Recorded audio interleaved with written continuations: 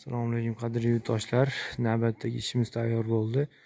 Buni o'rnatganimizga ancha bo'ldi, 1-2 hafta bo'lib qoldi.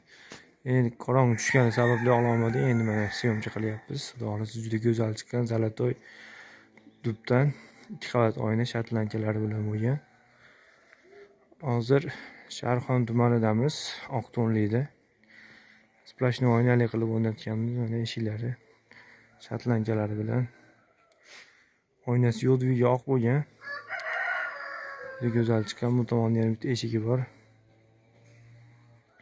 Kimga shunaqa ishlar kerak bo'lsa, bemalol murojaat qila olasizlar. Dastlabki ustunaki vodiy bo'ylab. Buni 90 gradusdan qilganmiz. Ustun ichkarida qolib ketgan. Ularimiz o'z zakaz qilgan, internetdan ko'rib 90 gradus. Juda chiroyli chiqdi.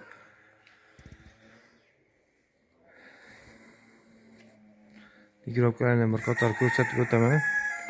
Mikroblar ham doimgidek go'zal.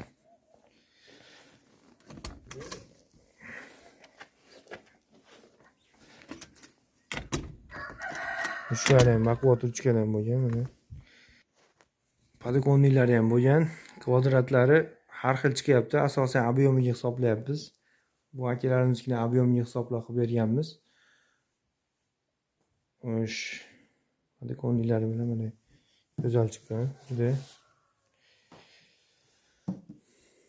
ichkaridan ko'rinishi, ustullarni ham chiroyli qilib o'zlari o'rab qo'yishibdi. Bu tomonda yana bitta eshigi bor. Oq oyna bo'lgan. Tepada portikalari bor.